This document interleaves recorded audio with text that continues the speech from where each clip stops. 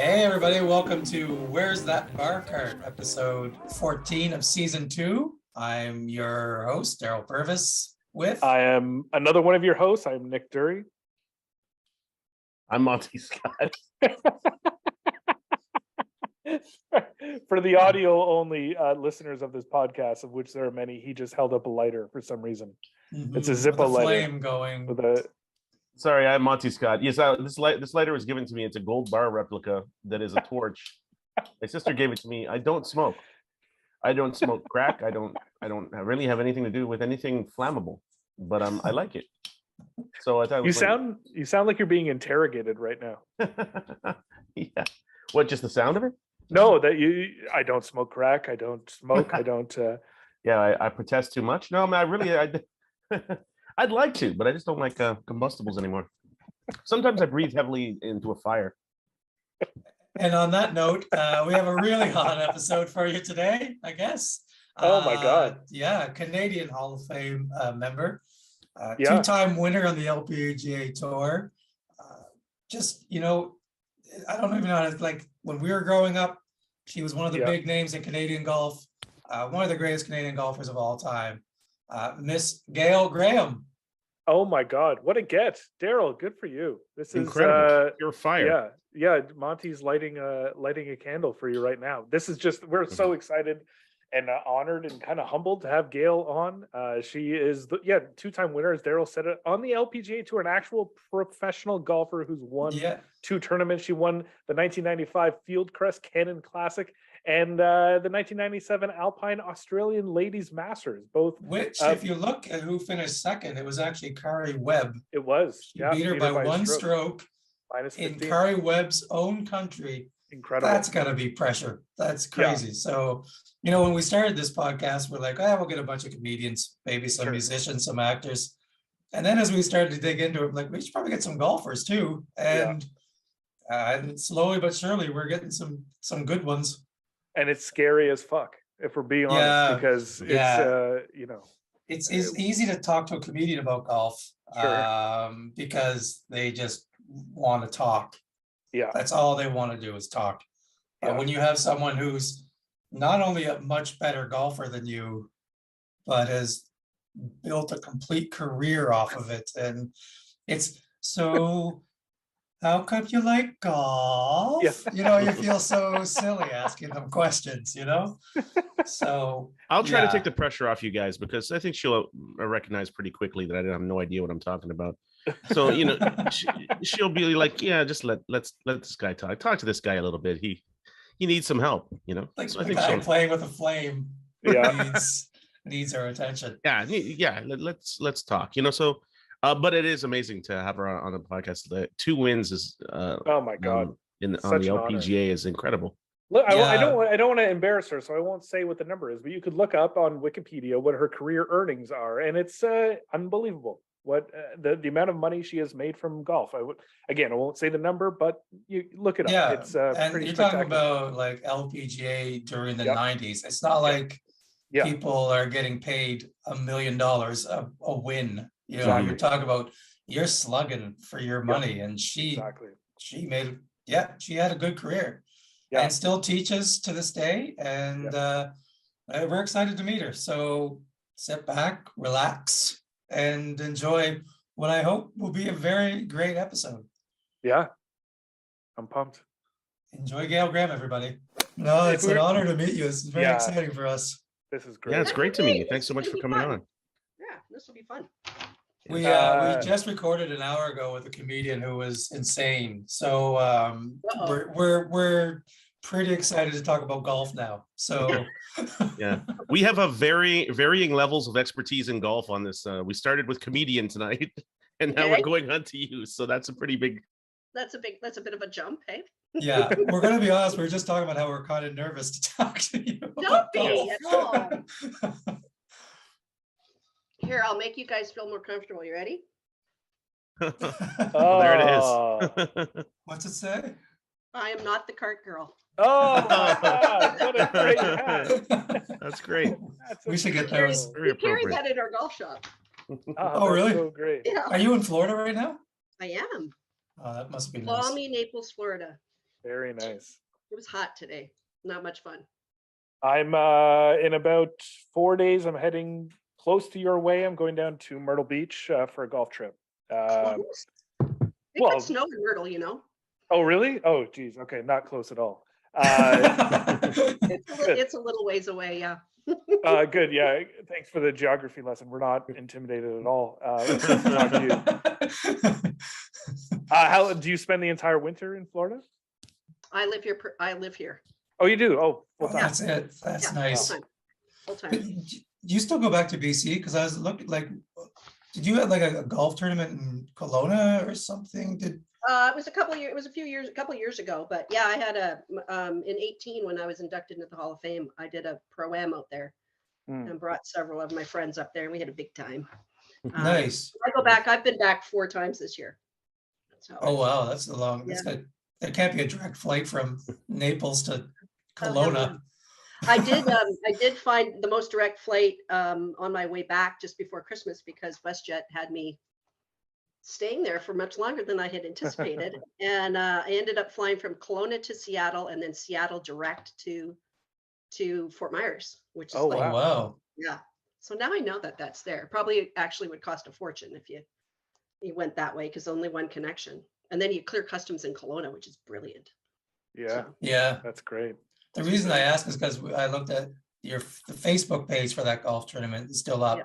and Yeah. it has Megan Osland on. yeah. We're talking to her on Thursday. Oh, good. Cool.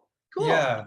Are you like a mentor or a friend of hers or? I've known her since she started playing, since she was 11. And so I taught her for a while and then passed her on to my brother. And then she started working with Sean Richardson and went to school and turned pro and all that good stuff. So knowing each other a really long time. Small That's world. great. Yeah. Just a quick question, Gail. Does Kelowna have the good customs? Is that where you want to? Like, I'd like Funny to go thing to was, that. I would fly in there and they'd say, "Welcome home," and then I would fly back to the States and they'd say, "Welcome home."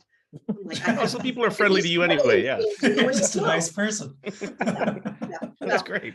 Okay. All right. Should we get started, we're going. Oh, are we? Part of it. Yeah. Oh, This is sure. part of it. I would have asked better questions. No, for sure. I want to know, and Gail, we're going to get into your start, but I kind of want to know what your day-to-day life is like now, full-time in Florida. Like, what does a typical day look like for you? Wow. So I'll give you today. So I have 2 dogs. So I'm out of bed at 6:30. Dogs are out, doing their thing, and get ready, have a quick breakfast, and on to the lesson tee by 8 o'clock. Today it just so happened that I had a playing lesson, a 3-hole playing lesson for about an hour, which was really fun to get out on the back 9 and just give someone an experience of they don't have any idea what they're doing on the golf course. So maybe I could show them what they're actually supposed to be doing. Yeah. And then a full day of teaching. I think I had 6 or 7 lessons, six lessons today. And yeah, I'm this might be Tito's, General demographics of who you're giving lessons to, is it consistent or is it all over the place? Well, so I'm the director of instruction at Esplanade Golf and Country Club in Naples. And our demographic is the newly retired, anywhere from about 50 to, I think my oldest student is 87. Wow. My youngest student is 8. So, but the majority of them are between 50 and 70 and very avid and just, trying to get into the game after years of being, moms and dads and working and then like, oh, we just bought a house and we get golf along with that. So I'm gonna learn to play. So it's pretty fun. It's pretty fun to watch them progress. I can imagine. Are they all pretty much new to golf, or can you recognize early on someone with a little bit of talent that you can do something different with? Oh, I got a few of those. Yeah, I definitely have a few of those, but the majority of them come from country clubs up north, anywhere from Ontario to Quebec to the Midwest. We have a lot of people from the Midwest, a lot of Minnesotans who are avid golfers. So it's a kind of a mix of, I'm going to say probably 30% are absolute brand spanking new golfers. Yep. And then the rest have some kind of experience. Probably a pretty small percentage are, under a 10 handicap. So that's a totally different discussion than most other people. So. That's wild. Did you? I mean, you've been doing that a long time, but did you find it challenging with the new people just to be like? I'm sure you sometimes you must be like, "What the hell are you doing?" Like, try I usually racquetball. get, I usually get the I'm the worst player you've ever seen, and I'm like, yeah, no. It's interesting because a lot of people who start later in life, especially after 50 or so, and if they haven't, women especially, because just by the demographic, they didn't have sports to play when they grew up. There wasn't a lot of organized sports. I mean, I was one of the early Title IX recipients of Title IX scholarship. So, and I'm old, but I'm not quite as old as some of them. But it's amazing how that there's no body awareness. So you kind of have to teach them about, okay, this is what your body actually does in the swing. It doesn't just swing your arms. Yeah. You actually turn your body. Right. And if you turn your body, holy moly, you hit it so much, it's much easier to play golf. So that's the joy of it now, is to see people get it. Like, light bulb. And then they start to realize that when you throw a ball, you post onto your front foot. When you hit a forehand in tennis, you post onto your forward foot. And guess what? You do the same thing in golf. And yeah, ding, ding, ding, ding, ding. It's pretty cool to see all of them sort of grasp that.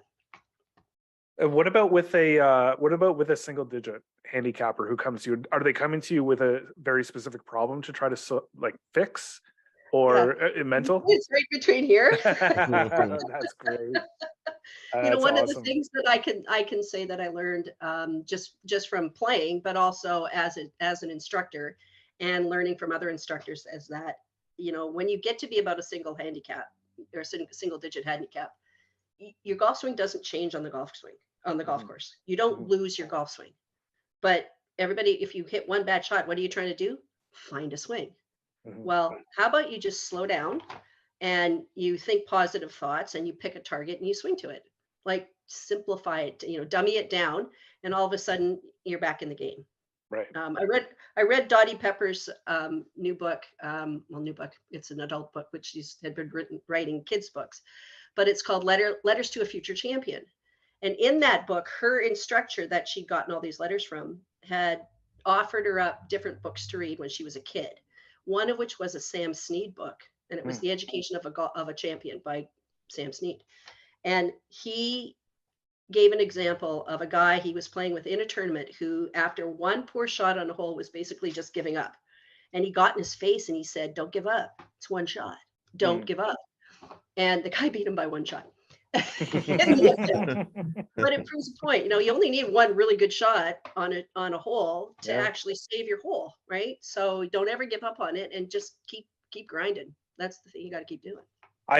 Nick, before I was going to interrupt you, when you edit this, can you just cut this last couple of minutes out and send me that? Because I'm going to want to watch that about 18 times around. I'm going to watch that little.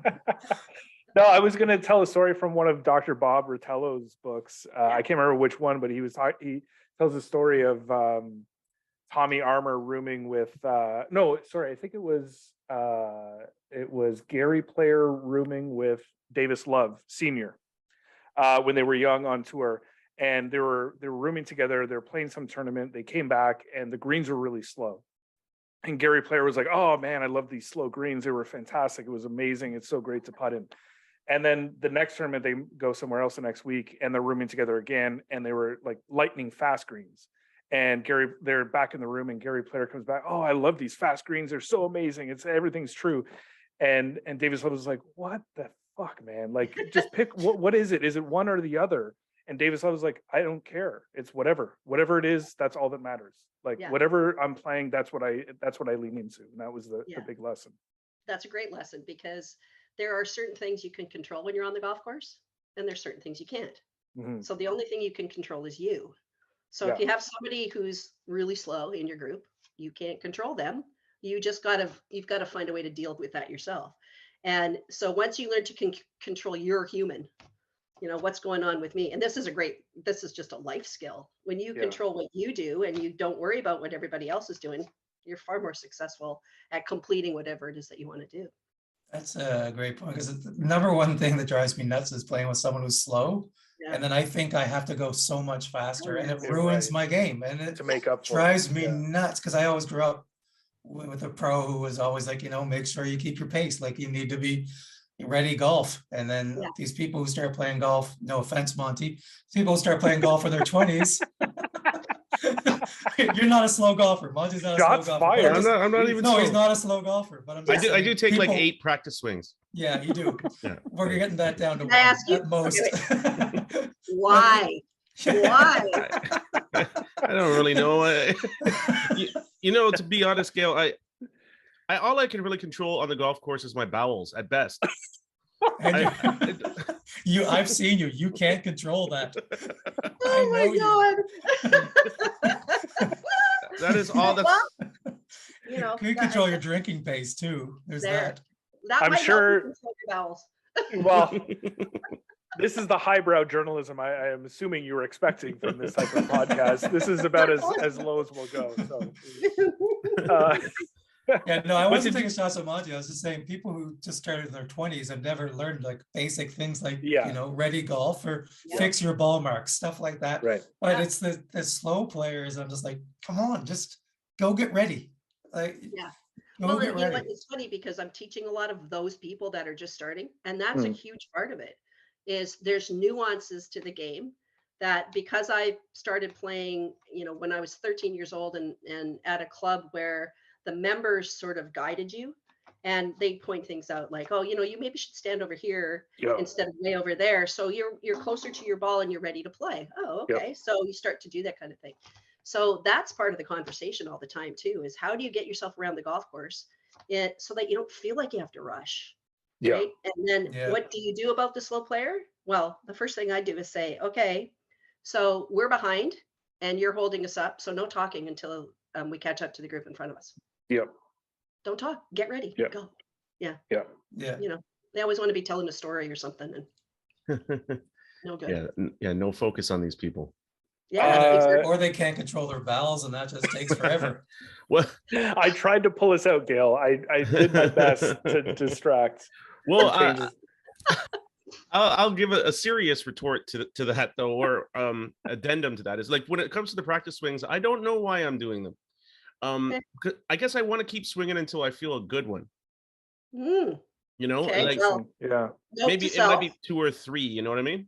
Yeah. Note to self: you only get one shot at it. Yeah. Right. True. So take one practice swing that is focused on something.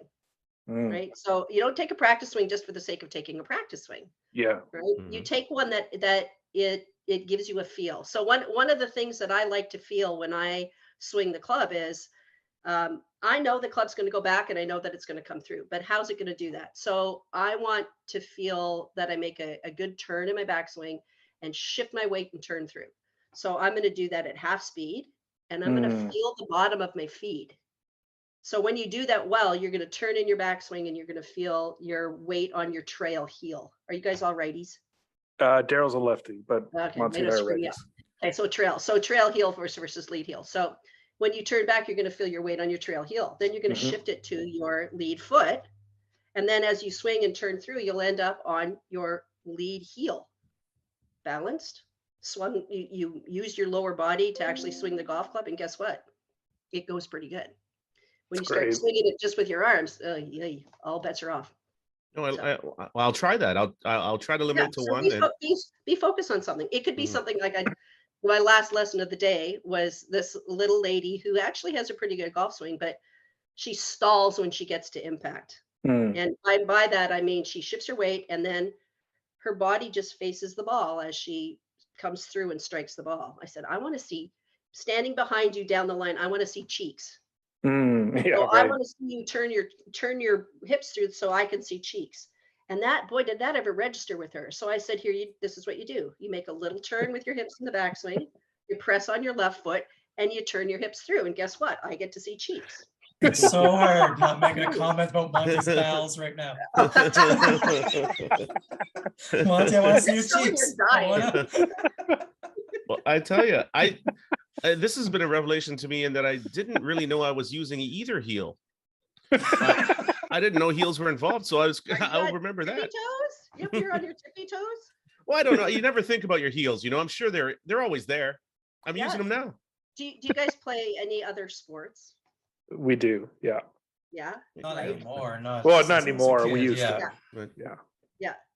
So it's kind of like, anybody play hockey? yeah, I played hockey for a bit. Okay. So if you skated on your tippy toes, what's going to happen? Fall over. Oh yeah, nothing good, I'm sure. Yeah. Nothing good, right? Yeah. Yeah. So you got a rock there on your blade. So you got to be solid on your feet for that, right? So all that's doing is when you turn, you're shifting your weight. Your weight goes back to that heel. You turn through, your weight goes through. So you're solid on your feet the whole time.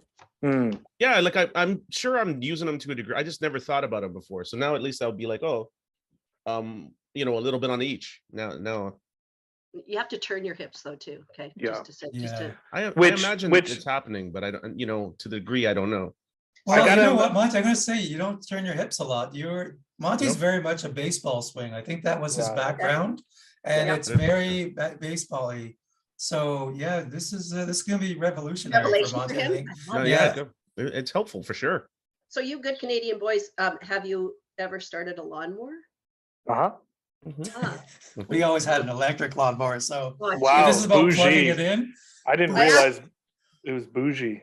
what- we should have a Well, electric. electric lawnmower. I had a push mower because my dad thought it was safety, but I was like, he bought that for me for safety, he said, but you could put your whole head in there. I'm like, what kind of safety is this? It was a madness. I asked, so there's a reason I asked it, but I asked that to one of our members and he looked at me and he goes, dude, I was born in Brooklyn. Mm. We don't even have grass. Yeah, of course. But when you start a lawnmower, you pull, or snow blower for that matter, Mhm. you pull, right? You pull, and when you pull, that right hip or the back trail hip turns. That's Mhm. pretty important. You got to let it turn. Oh, I like it. Which I feel like a key, like we're getting technical here, but a key for Yeah. that a lot of people who are new to the game don't really realize is to do the Charlie Chaplin feat, right? It's to spray out your feet because you can't turn that hip if that back foot is square, you're It not makes it really big. getting, you're For not sure. getting around on that hip. For sure, especially when you're at an advanced stage. Yes, exactly. Turn those Yeah. hips, turn those out. Yeah. Turn those Yeah. feet out. Those Great. feet up. Okay. Well, you kind of mentioned getting into golf at 13. Is that when you started? Oh, that is old by today's standards. I was going to say, Yeah. but for as elite as you got, that seems rather old. Thanks. So my dad worked for the Royal Bank of Canada, and I have three older siblings. So and one younger. So all five of us were born in BC. Okay. And then when I was 11, he got transferred to Portage in Maine. He became the general manager of Portage in Maine branch. And so we moved to Manitoba. And part of his compensation package was a golf club membership. Oh, wow. And at that point, it was just basically my brother and I left. So my brother is the head professional at the Kelowna Golf and Country Club out in BC.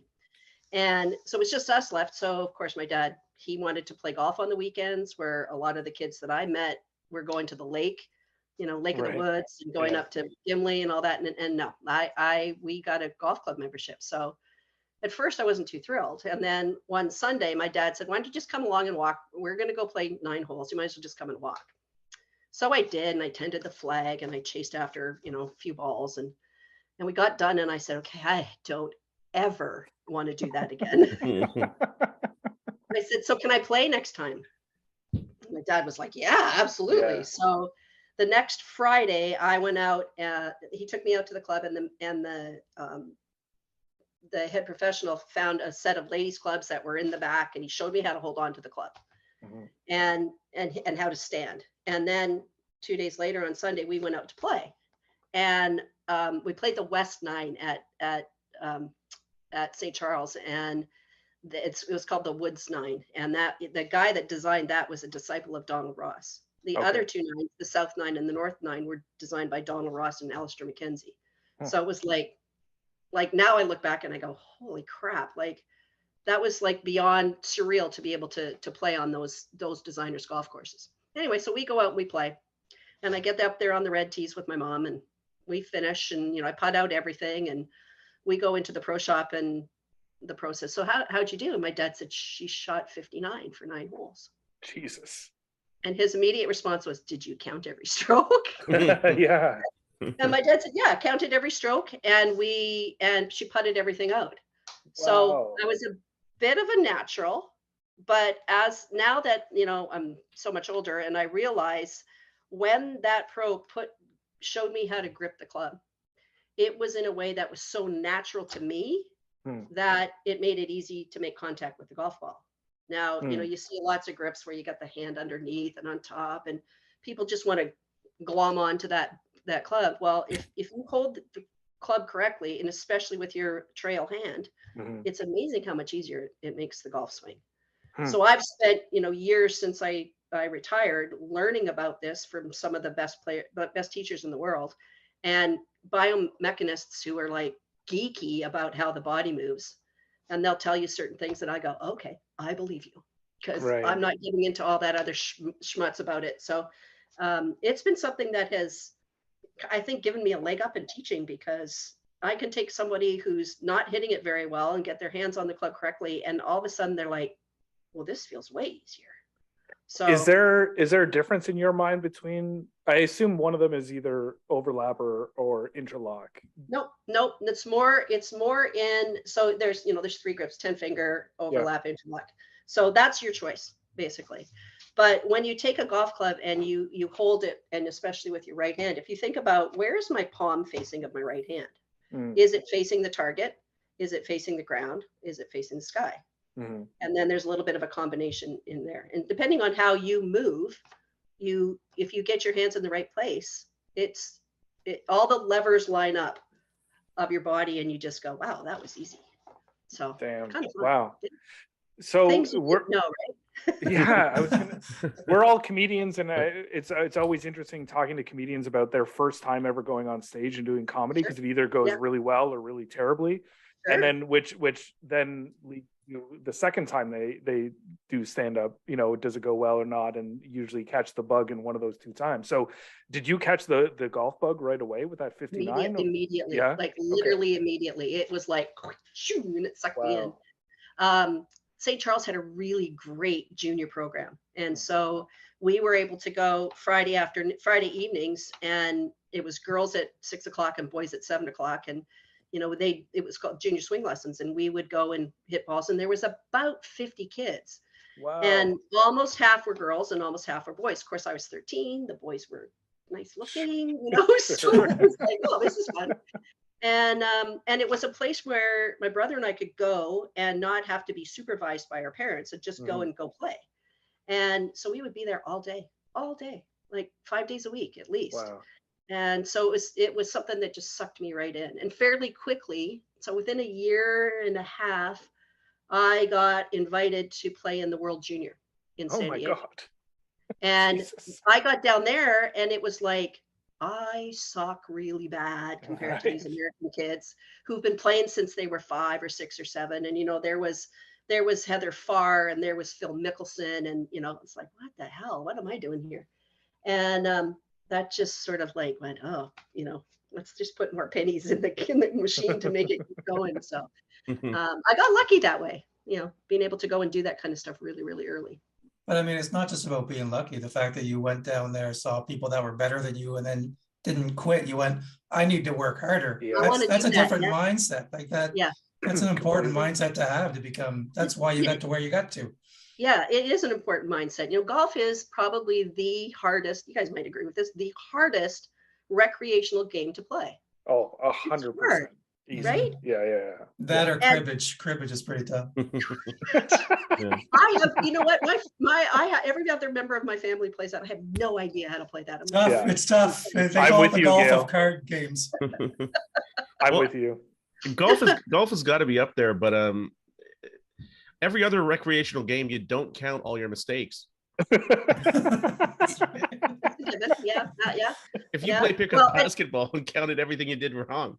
Yeah, but most other games, there's somebody else judging what you're doing. True. Right? Yeah. And they're telling you when you did something wrong. You're the only one who can tell yourself you've done something wrong. And I think that's I think that's really one of the attractive things about the game is that it is so challenging and it is so personal. Yes. You know, yeah. I remember just a few years ago when Jason Day was the #1 player in the world, and he shot 64 on Saturday at the Tour Championship. And he had 24 putts, which was pointed out by a guy in the media room who's like, what am I going to ask him? He shot 64, he's leading, like, what are you eating for dinner? You know? So he said to him, you had 24 putts, you hit 40 shots. How many of those 40 shots did you hit exactly like you wanted to? And he kind of went, 7. Jesus. The best player in the world. So why are we so hard at ourselves? Yeah. Hard on ourselves when we play and we mishit the ball. Hey, Nick, when you're editing this, could you take that little chunk out? I love it. Well, I don't know. I mean, it's a great point that you make, because, and I don't know if we've talked about this on the podcast, but if you're an avid watcher of golf, of PGA Tour, it warps your brain as an amateur player, because you start to think that that's what golf is and that's what I should be doing. And that, and like, so when we go on the golf course, par is not for us. Par is for them. Par is for the pros. Bogey is for us. And if you add a stroke to every hole and just shoot for bogey, it's amazing how easier the game becomes, and how much 2 or 3 under par, par, right, in a minute. Yeah. I gave a putting lesson last week to a guy he was like, and he was a single digit handicapper, and he says to me, I only make like a third of my 8-footers. Like, what is wrong with you? And I said, do you have any concept of what the stats are like on the PGA Tour? And he said, no. I said, well, PGA Tour players on average make 50% of their 8-footers. Yeah. No way. I'm like, yeah, way. That's just, you don't see all of that happening, right? Yeah. You see the best of the best of the best playing their best. Yes. And so you see those guys make some putts, but the regular dudes, you know, the guy that's Rory McIlroy when he's not in contention is missing 8-foot putts. Yeah. Right. You know? Yeah. So it's one of those games where you have to decide what your, you know, what are your goals in the game and what are your happy things. And you're going to hit good shots, but you also hit a whole bunch that are just good enough. Yeah. You got to be okay with the good enough. Yeah, you know? exactly. Yeah.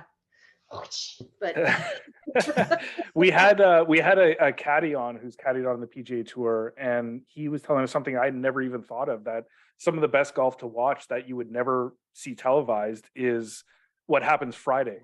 Yeah. With players trying to make the cut. And this is kind of, I want to transition into your career as a PGA or LPGA pro, but that is some of the best golf that you could possibly see. But Absolutely. you're never going to see that on a telecast on a Friday afternoon. Sometimes you got to grind it and grind it and grind it out. I remember playing with Pat Bradley in Springfield, Illinois one year. That's a hell of a name drop. We haven't had a name drop like that.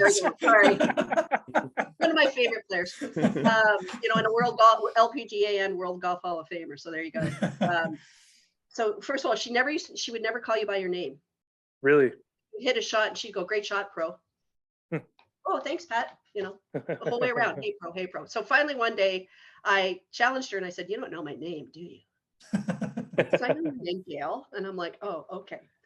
And I'm digressing, but I'll come back to the question. Yeah.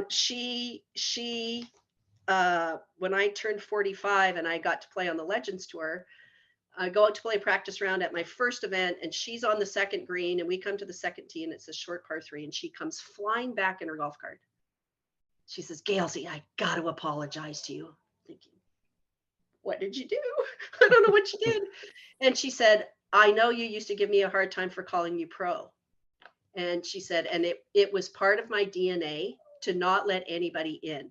Huh. So I would call you pro, so I didn't feel any emotion towards what you were doing. She goes, but I'm going to call you Gailsy now. From now on, I'm going to call you Gailsy. So from then on, I've called her pro. But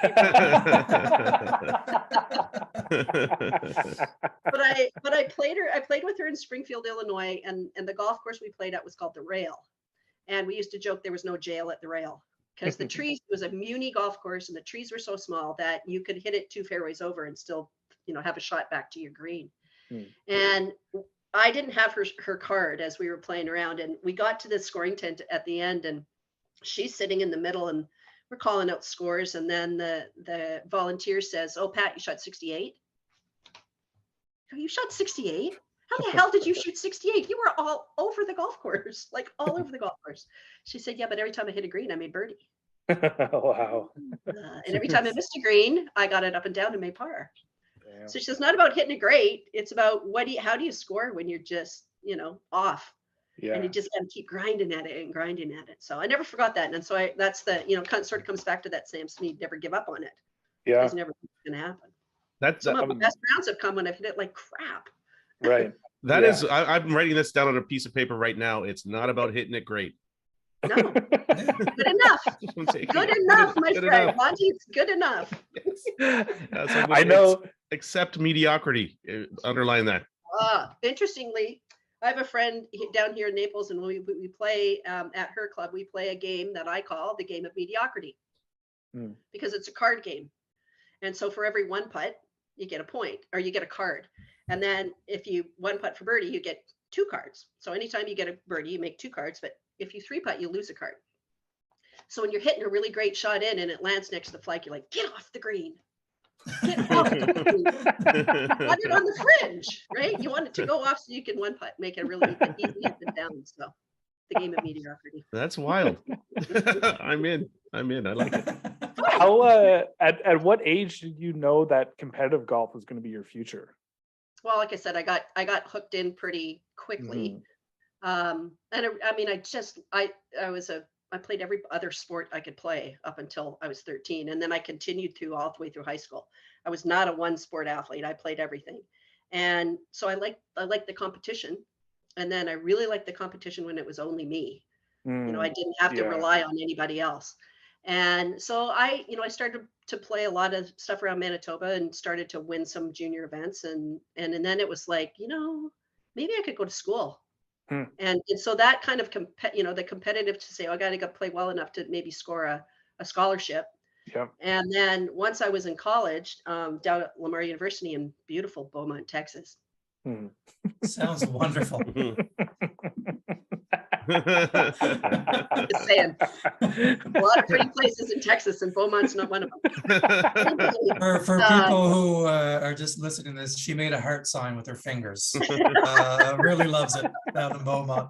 To our Beaumont listeners. Yes. We have a few towns like that in Canada. Sure. Yeah. Yeah. Anyway, so Don Coe at the time was a senior when I was a freshman. So when she finished college golf and she went to the LPGA qualifying school, it's kind of like, well, she got through that and she's going to play, competitive tour golf. On any given day, I could beat her. Wow. So I'm like, and I still had 3 years of development in college to go through. So it kind of put a little seed in there, and then, coming home to Manitoba and then to BC, getting to play on the provincial teams and play those championships and go to nationals it just fueled the fire for it. Damn, that's amazing. Top of like playing competitive, how did you learn to win? Like we were talking in the introduction, one of your wins in Australia, you beat Carrie Webb by 1 stroke. Like we were talking about the pressure that must have been is insane. Like the funny thing is when you're in that, you don't, once you've learned to be in that situation, you don't really think about the pressure. You're just trying to stay focused on one shot hitting one shot at a time. And, there was many times when I was a junior where I crashed and burned. I think of, here's my example is I think of Mike Weir, leading, I think it was the PGA championship and shooting 80 on Sunday when he was paired with Tiger. Yep. Like, talk about crash and burn, right? You're doing it in front of the whole world right then. But you have to get more comfortable, because it's uncomfortable. Nobody gets comfortable with it. But if you're not uncomfortable, then you're probably not going to do well. It makes you focus more. It makes you stay in the moment more, be present, like be where your feet are as you're hitting each shot. And that's the important thing with golf is you can't think, okay, I'm going to birdie this hole. Okay, how am I going to do that? You have to break it down to, okay, got to hit a decent tee shot. I got to hit a good shot to the green. Hopefully I'm going to make a putt. but you have to deal with each of those shots as they come, because you could roll your ball off the tee, hit a fabulous, 3-wood into the green side bunker and hole it for birdie. Yeah. You just never know with this game. It's so true. Like you really never know. The next shot may be the greatest shot you've ever hit. So you could like duff something. Yeah, completely. Yeah. So I think if Wikipedia is accurate, you turned pro in '88 and then won in '95. My first LPGA win was 95. First LPGA win was 95. So those 7 years, was it a slog? Was it hard? Was it like mentally, how did you deal with those 7 years? I know that's a big question, but this is a lot deeper than you think 3 comedians would be asking. It's a great question. So the first 2 years, 88 and 89, I played on what is now known as the what is it known as now? They have a new sponsor. It'll come to me. It was the Futures Tour back then. Okay. So it was Future Tour, it was Duramet, it was, it's had many iterations, but I won an event out there. And then 2 weeks later, I won the CPGA Women's Championship. Oh, wow. So those 2 wins kind of went, okay, I've won at the junior level, I've won at the amateur level, I've won at the college level, now I've won at the mini tour level. Okay, so tour level should be fine. And then you go out there and you are this little itty bitty fish in this big gigantic pond. And you stand on the range next to the likes of a Joanne Carner. And the sound that the ball makes when she hits a driver is like, it's like a gunshot going off, and you're like, wow, Jesus. My club doesn't, I don't sound like that. Right. And then you play with Julie Inkster, and she gets up and down from 3 trash cans over. It's just insane. So it's like you go back to where you started from almost, and because the situation kind of like it makes you just like girl fan all over the place. And that for the first year, I think that was really difficult to deal with. And then as it turned out, I missed 13 straight cuts by 1 shot. Oh, man. Wow. Wow. So I had to go back to qualifying school. And it was like, holy crap, that's the worst thing. Talk about pressure. There's pressure because your whole next year depends on 4 rounds of golf. Oh, God. And you're like, holy crap. And in my era, the qualifying school was at Sweetwater Country Club in Sugar Land, Texas. And I would say it is one of the top 3 hardest golf courses I've ever played. Where would you point to describe Sugar Land, Texas? What would your... which body part? It's just where it was. Anyway, the golf course was so hard, like so hard. And my first trip there to qualifying school, I played really great for 3 rounds. And then the final round, I 3-putted the last hole to shoot 80 and missed qualifying by 1 shot. Oh my God. Wow. Stabbed me in the heart. And my parents had come down, and they had a 5th wheel at the time. So we're driving, now I have a car too. So we're driving back to Canada, and we're driving through Southern Washington. And it was 89, and that's when or 88, 89? Anyway, whatever year it was. It was the year of the huge earthquake in San Francisco.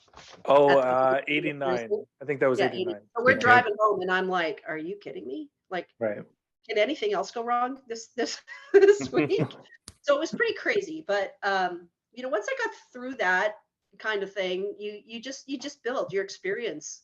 Experience gives you so much depth that you can go back on to remind you of how did I handle this really crazy bad situation, or what do I do with this easy situation? Like, wow, I just birdied the first 5 holes. Now what do I do?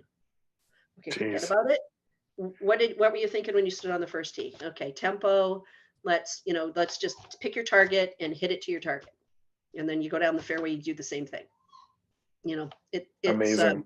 A little freaky. So over the course of those years, I moved up the money list and moved up the money list and moved up the money list. And so you start to do things that get you excited again about being a part of it. I remember in 1992 when I finished 3rd in Chicago and qualified for the Nabisco Dinah Shore. Well, that was like going to the Olympics for us. Yeah, right. It was super, super, super cool. And then going that same year, 92, and going having to not Monday qualify, but qualify for the US Women's Open and making it and getting to play Oakmont when Oakmont had all these beautiful trees, and, you know, play 63 holes of the 72 hole tournament with no 3-putts on those greens, and then go, holy shit, I'm in second place. That's wild. You know? And, you know, then you start to think about the outcome, and you forget about, I need to focus on the shot that I'm about to hit, and just hit and hit it again. And so I ultimately ended up finishing 6th, but I was like, oh, this is like, wow. So you learn, you learn along the way, which I'm sure you guys are doing too, right? Well, different lessons, I suppose. But I want to, and we got to get to the par 5 questions. But yeah, because I think I can hear your dogs in the background. I'm worried they're not able to control their bowels. like Monty on a golf course. But I got to ask, your first win on the LPGA Tour is 95. Yeah. What is harder, Saturday night or Sunday morning, mentally for you? Oh, great question. So that particular event, the last event of the year, Charlie Meacham, who is the commissioner, is retiring. So they're having a black tie dinner. So I finished playing, 5 o'clock in the afternoon. I go hit a few balls. I do media. Now I'm like racing. Are you in the lead after 3? Sorry. I'm in the lead after one shot. I had a 1-shot lead. Okay. So now I've got to get back to the hotel, change, drive downtown in Charlotte, and go to this dinner. And I thought, I didn't have much time to think about anything. And then I got there and I thought, wow, I got a captive audience in this room. I'm going to walk around and ask some questions. Oh, geez. So I went to Patty Sheehan and to Beth Daniel and to Pat Bradley. And I said, okay, you have this situation. What do you do? So I kind of had a plan when I went to bed that night. So I actually slept pretty well. And then when I got up next morning, of course, I got the late tea time. So you got okay, got to pack up, take your time, anything to distract. And then once I got on the golf course, I was pretty calm. Really? But one of the questions I asked him was, so the 18th hole there was a hittable par 5. And you had to hit over water on your second shot if you were going to go for the green. If you hit it down the left-hand side of the fairway, you ended up with less than 200 yards. So I hit this big rope and hook off the tee, and it goes down the left-hand side of the fairway. And the player that was in second place, Tammy Green, she tried to hit it too hard. She hit it into the fairway bunker. So I knew she had to lay up. So I got a 1-shot lead. She's got to lay up. Do I go for it? Because I'm 170 from the hole. Jesus. And this is what I said. What do you do? And they said, it all depends on the situation. What kind of club do you have in your hand? If you've got a fairway wood in your hand, you're probably not going to go for it. If you have an iron in your hand, absolutely go for it. So I took one more club than I needed. I hit it over the back of the green into the grandstand, and it came back to the green. Okay. And then I rolled a little putt, or a long putt, down about 10 feet short of the hole. In the meantime, Tammy hits her third above the hole, misses the putt. So now I know I have 2 putts to win. Yeah. And then I made it. So I won by 2. Oh my God. Yeah. So it was kind of, you got to plan things out a little bit, and worst case, best case scenario, and just see what you did. In that final round, I rolled a tee shot off the 11th tee. Really? Old topped it. And thank God it was in North Carolina, and it was all the grass was dormant because it rolled to the fairway. And so then I had 230 yards to the hole, and I hit my 3-wood, and it lipped out, and I tapped in for birdie. Oh my God. No way. So yeah, it's kind of one of those, when it's your day, it's your day. Oh, Jesus. I think we might have to have you on for a second episode. I would love to. This is unbelievable. I don't want to do a whole anthology. Hey, I'm in. But let's do, Monty, do you want to lead us into the par 5? Listen, the guy selling corn in the parking lot told me this is a par 5. A Great. par 5? Gail, don't know if this is an easy question for you or not. Your favorite golf course? This is actually a really hard question. Is it? Okay. And I've played a lot of great golf courses around the world, and I have to come back home, and I have to say, I'm going to say 2 because I can't differentiate the 2. That's okay. St. Charles Country Club in Winnipeg, just one of the most iconic, beautiful, cool places. It's got the big Tudor clubhouse and just the whole atmosphere there, and the golf course being the front 9 Donald Ross, the back 9 Alistair McKenzie. Like, how can you can't get better than that, right? Amazing. And then the Kelowna Golf and Country Club. Fun, golf course, super fun golf course. And, I don't get to play it enough. So, every time I go and I get to play it, it's just like, wow, this is like it's a walk in a beautiful park in a great place. It's always in great shape. So that's probably the two that I can say hard to differentiate. Sure. So you didn't let me pick the name ones. So it's perfect. Yeah, Kelowna is a beautiful spot. It is. Yeah. Have you played? So the follow up is other than Augusta, St. Andrews, and Pebble, which course do you want to play? Have you played all three of those? I have not played Augusta. Okay. One day I'd love to, but at the same time, I kind of think maybe I don't want to because it holds such an incredibly, cool place in my heart that I don't think I want to screw it up. I just imagine myself playing great there. But that question, I'm going to say Cypress Point. Because I think that's just talk about iconic golf courses and you talk about Pebble, and to me Pebble's an okay golf course in a beautiful situation. That's great. If you go just up the road, Spyglass is one of my favorite golf courses. And it doesn't get, it's obviously in that Rota for the tournament, but it doesn't get the recognition that it deserves because it is truly a great golf course. So but that's how I felt about Torrey Pines. I thought Torrey Pines was an okay golf course. It's the views. Yeah, absolutely. It's not that big of a deal golf course wise. It's just like every other one. It just so happens that there's guys jumping off a cliff in hang gliders next to you. I wanted to jump off a cliff too that day. I guess it's taboo to shoot at them. They take offense. Monty's from Scarborough. Just for context. You can jump off. Yeah. I really don't want to rush these questions, but this is us being like Canadian comedians feeling like we're taking up too much of your time, but we're enjoying this so much. This is so much fun. So thank you. Okay, so it's a little bit of an obvious question, but you can put together your ideal foursome with the caveat no fellow PGA or LPGA tour players, anyone alive or dead who is rounding out your foursome. Okay, so the very first would be my dad. So my great. dad passed away in 2017 at the age of 91. Wow. On his 90th birthday, he shot 89. Oh my God. Wow. Jesus. With 3 golf clubs. Oh my God. Wow. Yeah. What? Yeah.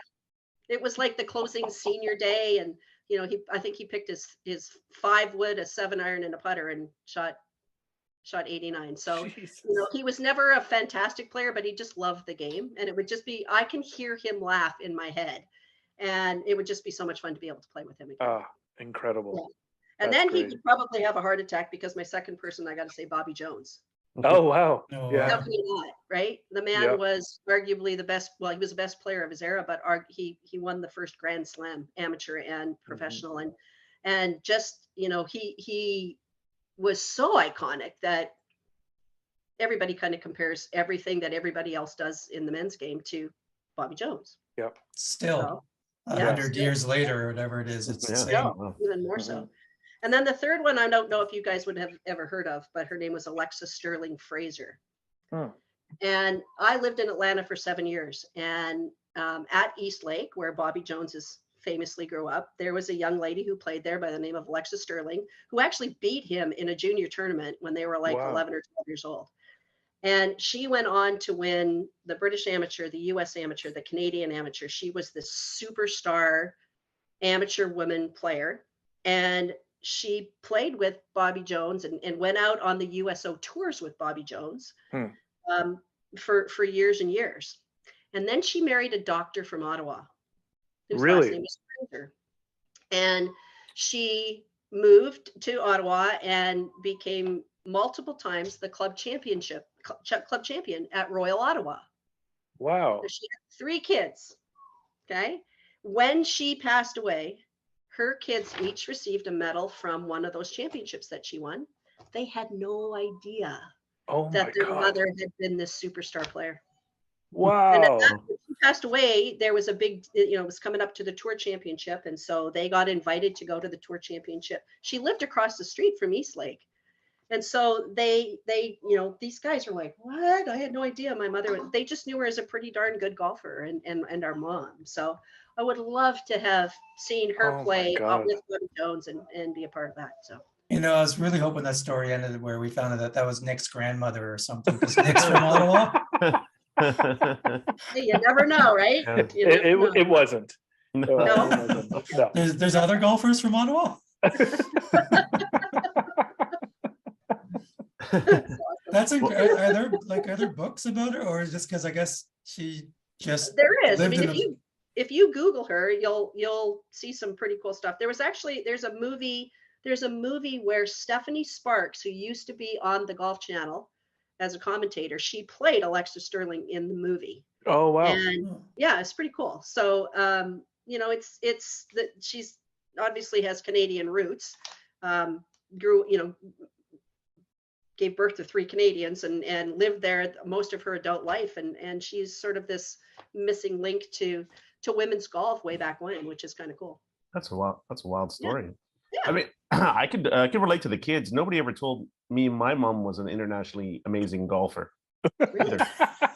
She never heard that from anyone. No. It turns out I don't think she is. It certainly. Everybody wants to question their mothers now. This is going to be a weird. Know, right? Like if I didn't see pictures, I wouldn't have known that my mom was actually a pretty darn good figure skater. Oh, really? Really? I really never mentioned it. I'm like, who's this in this picture? Oh, that's me. Wow. Well, okay. So how old were you when you found that out? Oh gosh, probably in my 20s, I would think. Wow. Yeah. And what's funny is my 3 older sisters all figure skated when they were kids. And then they got to me and they're like, yeah, no, it's too expensive. We're not doing that. So I can't skate with a lick. So there. I think your life turned out okay. Yeah, I think I like the summer sports better. True.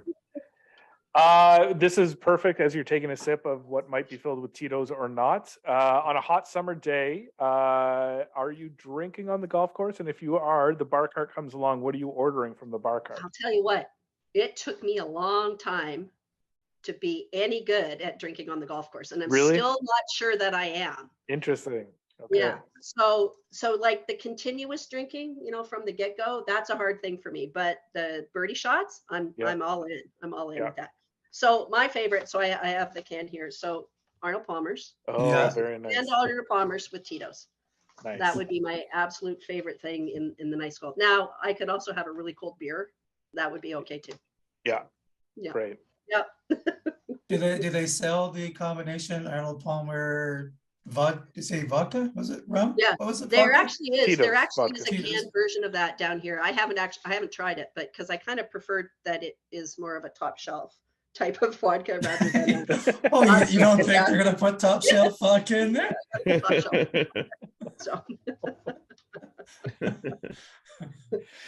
I mean, these questions seem kind of trite talking to such an accomplished pro, but the fourth question is around emotions on the golf course. So it's either like you can answer either the angriest you've ever seen someone on the golf course, or how do you keep from losing it on the golf course? Well, Whew, sure. Okay, so I gave a playing lesson to this member, and I'm going to remain nameless just in case he ever listens to this. And pretty decent golfer, really bad knees, right? And so had a hard time. He's probably starting to figure it out on his own right now. Right? So he was at one time a Secret Service agent. Oh. Okay. So here we go out for this playing lesson. It's supposed to be a learning experience. And literally from the first tee, like he missed his tee shot into the right rod off the tee. And he's like, ugh. Wow. I mean, it's in play. Like, and as we got fully around and, and I'm hitting shots too. So, I might hit it a yard or two past him and then a yard or two inside of him. And he is just like, his top is going to blow off. And finally it does. And he takes his putter, he misses his putt, he takes his putter and he wings it towards the golf cart. And I'm like, oh my God. I just look at him and go, dude, you are not good enough.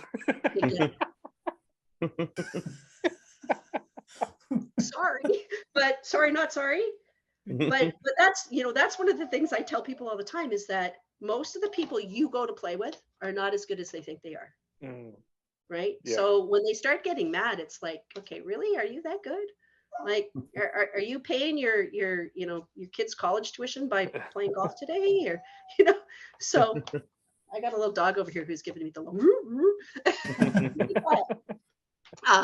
so, so I'm going to answer both questions really quickly. But okay, so, please. like I said earlier, golf is so personal. So you kind of got to ask yourself when you start to get mad, why am I getting mad?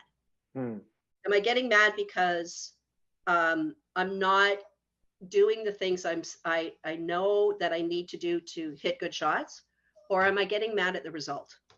Okay? Most of the time we're getting mad at the result. So if you're getting mad at the result, you need to go back and focus on what do I do to hit it well? And then all of a sudden it starts to take care of itself. Because you have, to be honest, you really have no control of that golf ball. None. Right? Yeah, right. The best players in the world don't have control of the golf ball, right? If you hit the ball with a good path and a square club face, it's going to go kind of where you need it to do. But you could hit this beautiful shot and it could hit the edge of a sprinkler and bounce out of bounds. Right. So it's one of those things where there's no control and there's it's rub of the green everywhere. You have to take the bounces as you are. So, you're supposed to be out there enjoying it. So it's a personal challenge. You got to go, okay, why am I getting mad? And if I'm getting mad, then maybe there's some underlying thing that I really need to deal with. Right. But when you want to keep it together, you really got to just slow down, first of all, because what's the first thing you want to do if you hit a bad shot? Swing Take harder. a drink. Oh, sorry. Wow. That might help you actually. You can step back, just give it a shot, take a breath, but swing slower. Okay, so slow down. You want to be present in what you're doing. So when you address the golf ball, you're in a play box.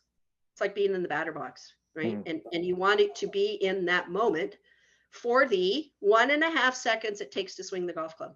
You think that would be easier than it is. But we are as humans, we're so focused on the outcome that we forget about the process is how we get to that. And when you watch the best players in the world, they stick to their processes impeccably and they don't waver from them. And you don't see them start to swing faster or harder or get out of control. They keep it on an even keel. Annika Sorenstam was the best at that. You never knew what was happening.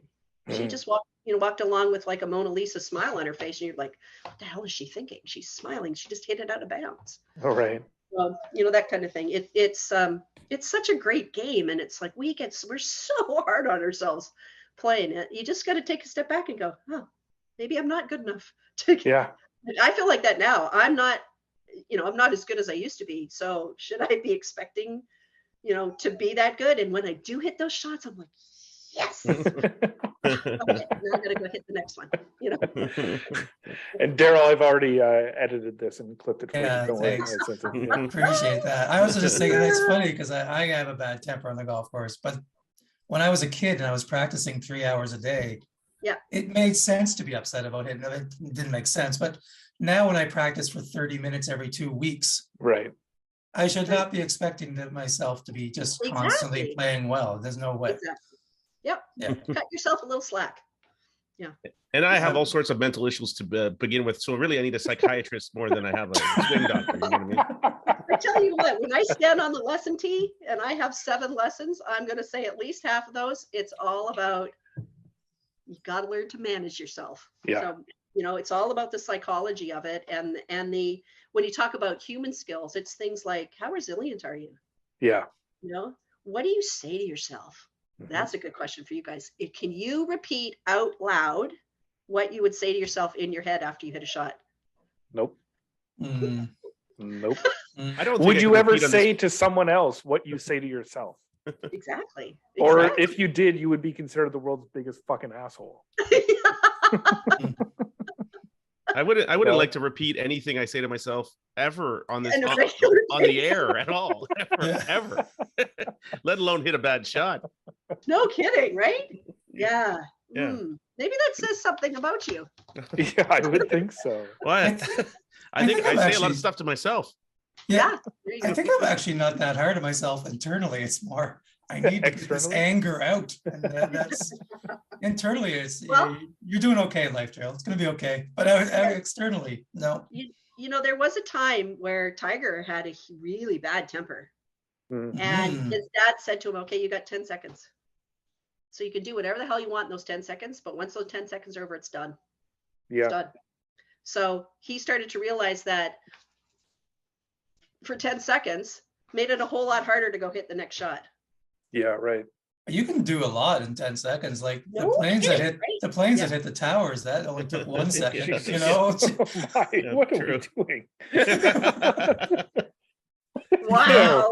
Yeah. That's what I think Wow. about when I'm hitting I a bad thought- shot. Those are I my thought thoughts. Monty's bowels was the low point of this podcast, but somehow. Point is, Ooh. don't give Daryl the 10 seconds. Cut him to more like give him 2, 2.5. Yeah. 2.5, Yeah. 2.5 max. Yeah. Or here, even better. Here's the even better. Play golf like John Rahm. Mm, Okay. Think like a goldfish. yeah, Yeah. yeah. Yeah, that's a good way to Goldfish go. has a 10-second memory. Boom, gone. Was there anybody who had like a legendary temper on the LPGA when you were playing? Oh, Dottie Pepper. Dottie Pepper, but she never threw things, but man, stuff would come out of her mouth and you'd be like, oh, I gotta get out of her way. And she never directed them at you. It was always towards herself, but it was like you never knew when it was just gonna go. Wow. One thing I did hear her say, I was playing in a group with her, and I learned very quickly that you did not say good shot, Dottie, until Dottie thought it was a good shot. So we're going along, and my caddy, she hits the shot. My caddy says, oh, good shot, Dottie. And it hits the edge of the green and kicks into the bunker. And she looks at it and she goes, keep your fucking mouth off me.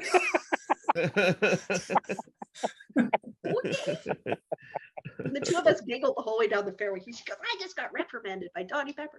But she very rarely did that. It was all about, she was just, explosive inside. She had high expectations for herself. So, and she was so Wow. gracious to play with, which was great. She called you by your name. Hey, nice shot, Gail. Did you guys? We always called her the doctor growing up. That's just Dr. Pepper. Dr. Pepper. So we always called her. Yes, I always wondered if that was like a nickname for her, because it seems like the obvious one. Did you guys have a nickname for Oh Dottie yeah, Pepper? she's that. I mean, I always called her Dorothy because it kind of ticked her off. So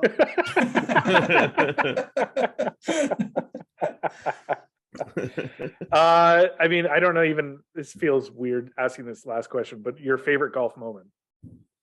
well, okay, I'm going to say the 1997 Australian Ladies Masters. Yeah. Okay, you alluded to that earlier, but not just for beating Kari and winning. Mhm. So the year before that event, I had played in a Canadian Airlines event. There you go. I'm dating myself with Dave Barr, and I had won some closest to the whole thing, and I won 2 business class tickets on Canadian Airlines. And of course, I'm playing in the States, and Canadian Airlines doesn't fly in the States, so I'm like, Right. okay, these are going to waste. So the LPGA scheduled the tournament in Australia the week after Hawaii. And so I said to my parents, why don't you guys come to Australia? Here, you got the plane tickets. Plane tickets are looked after, business class. It's going to be, a lovely little trip. I said, you're going to fly from Vancouver to Honolulu, meet us in Honolulu, and then go on from there. And you can stay a day or two in Honolulu if you just keep going out and then come back. So I remember my dad saying, and he retired in 1985. So this was 12 years later. He goes, well, it's tax time. Like, you've had the same income for the last 12 years. What the hell? Like, you're worried about taxes? So they decided they would go. So they fly to Honolulu. They watched me play the final round in Honolulu, and I finished in the top 10. So I was pretty happy.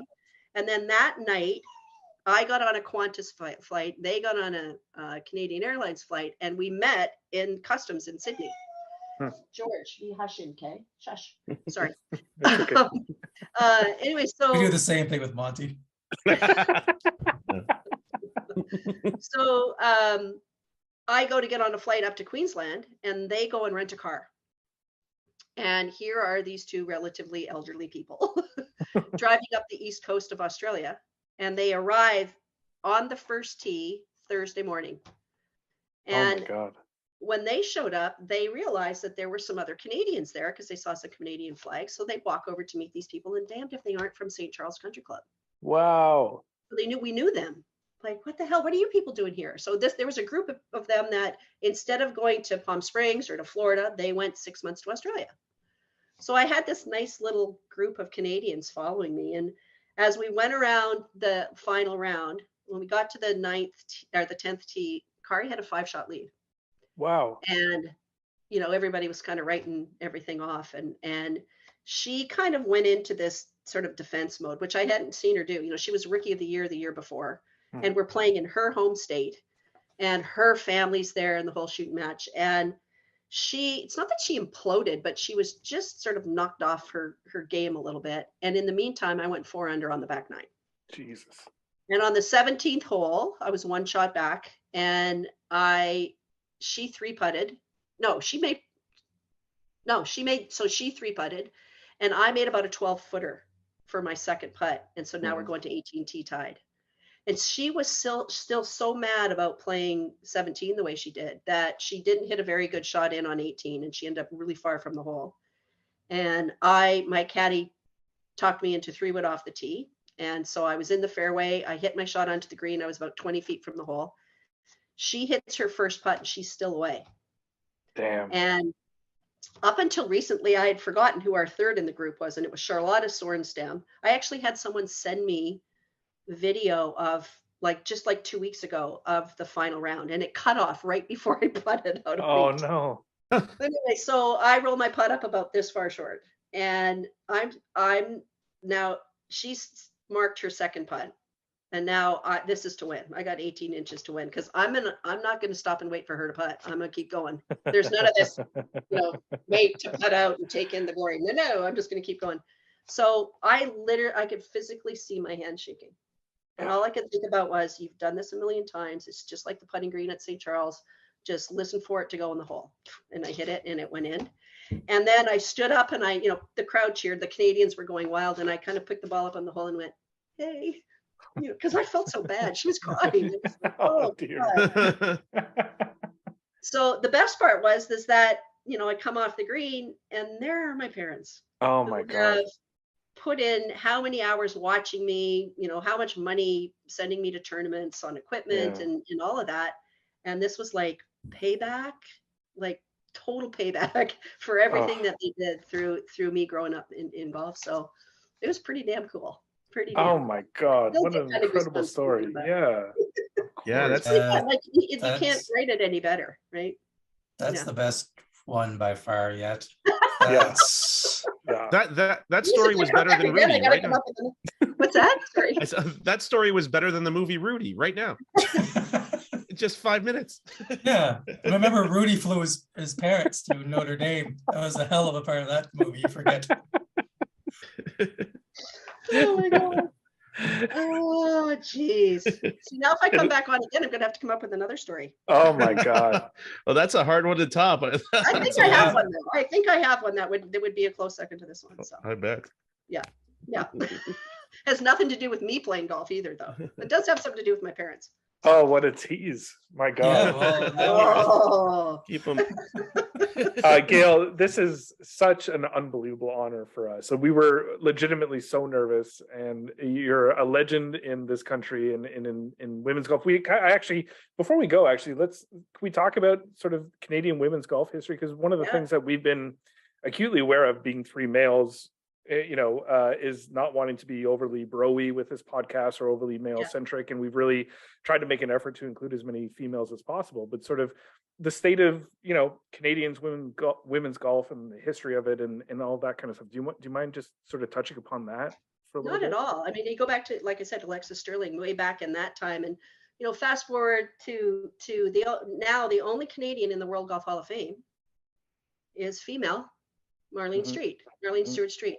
And she lives across the state, so I'm in the winter. So I'm hoping to get over and see her this winter. But when I was a kid, she had beaten Joanne Carner in a Shell Wonderful World of Golf, and because she was an amateur, she couldn't accept the prize money, so they put it in a fund, and it became the Marlene Street Fund that umpteen junior golfers got to benefit from that, including a Donko Jones and a Lori Kane, and probably even a Brooke Henderson at this point. Somewhere along the line there was some kind of bursary money that affected that. So you come up through the years, and I think about my time at Lamar, where we had 5 Canadians at one point, and we were the entire travel team because our coach recruited heavily from Canada because she knew we were smart and we could get in-state scholarship money. So that was pretty.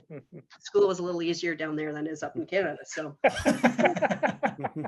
but then you look at, when I was on tour, we had Dawn, and then we had Lisa Walters, who was from Prince Rupert, British Columbia. Like, go figure on that. Jennifer Wyatt, who was from Vancouver. We just had this really close group of that always supported each other. And then along came Lori. And then, through the years coming and going with a lot of players that some didn't have a lot of staying power, some did. And then fast forward to, this is great, the year that Brooke Henderson, as a 14-year-old, played in the Canadian, it was the CN back then, now the CP Women's Championship, and it was at Vancouver Golf Club. And Dawn and I were standing behind her in the practice round, and she had a downhill side hill lie out of rough about 6 inches deep. And the pin was cut on the right-hand side of the green. And Dawn looks at me, she goes, 7-yard cut? And I go, that's what I would do. And Brooke hits the shot, she says, high draw. Jesus. And it lands and it just rolls up softly. And Dawn goes, I never had that shot. I go, no, never, ever. Damn, she's good. Like, it was crazy. She was 14 years old. Like, go figure, right? She's such a delightful young woman, and she lives up the road here in Fort Myers in the winter, or in the off season. And she's just such a breath of fresh air and such a huge proponent for now new girls coming in Canada. And I think even one of the bigger things is we now, for the Canadian national team, have a female coach, Salima Musani. And I think that is one of the coolest things that Golf Canada could ever done. They took one of their own who played junior, amateur, college, professional golf, became a teacher, became a coach, and now is leading this team. And the growth is amazing. I think I read last week that there's 57 players on the Canadian national team, men's and women's now, in different levels of it. And that's just unbelievable. Yeah. The US doesn't have a national team format, and they are establishing one. The USGA is establishing one. And who are they modeling after? Canada and Sweden. Amazing. That's a pretty big compliment for Golf Canada. And we look at it as my era of players says, we didn't have that help. We dug very Canadian. We dug our heels in and we did it our way, and we got to where we needed to be. And our job then was to push up and to help the rest of the kids growing up. And that's been so much fun to do and be a part of. And spend 5 minutes talking to somebody and they're like, oh man, you're awesome. And I'm like, okay, like just play golf. I just play golf. I put my pants on the same way, my bra on the same way, everything the same. I worked really hard, and I was fortunate, and I consider it a gift every day that what I got to do and what I still get to do. And the game is such a microcosm of life that it's such a learning for life that what a great thing to put your kids into. And to have players like Brooke now, in this era, to now have Brooke and, some of the younger players that are coming up, it's awesome, to see Mike Weir be named, captain of the President's Royal Montreal. I might actually want to go to that event now that, because it's in Canada, Royal Montreal, Mike doing it. I think it's going to be so much fun because there are some phenomenal young men coming up too. Yeah. And it's all part of that growing program and having those heroes to look at that came from your own country. And, you think about hockey, and hockey was the same way forever and ever. We looked up to those hockey players that we wanted to be just like. So, or at least amazing. Yeah. Well, it seems more doable when you see people do it from your country. Absolutely. Yeah. Absolutely. Especially like with me, with Dawn, it was like, I beat her at college tournaments. And at the Canadian Amateur in 1983, I led going into the final round. She ultimately won, and I finished third, and Marianne Lapointe finished second. I was like, okay, we went toe to toe, and I held my own against her. I was pretty proud of myself. So amazing. It's pretty cool to think back and remember all that kind of stuff. Oh, what a guy. We have to have you back if you'll come back. I'd be happy to. It would be, love to have you back for sure. Yeah. What a treat. Maybe I'll bring a friend. Oh, sure. Yeah. Oh. It's a tease. Oh, wow, that's Another a tease. I like it. Wow. Yeah. Yeah, give him Can we something. guess? Is it?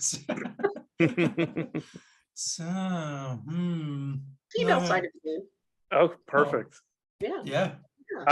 Thank We you, would Gail. love that. Yeah, this was incredible. Such a treat to meet you, and you were absolutely fantastic. And yeah, we really appreciate it. Thank you. Yeah, it was an honest honor to meet you. This was fantastic. Yeah, it was an honor to have you on. It's a lot of fun, and honestly, I think I'm a better golfer now.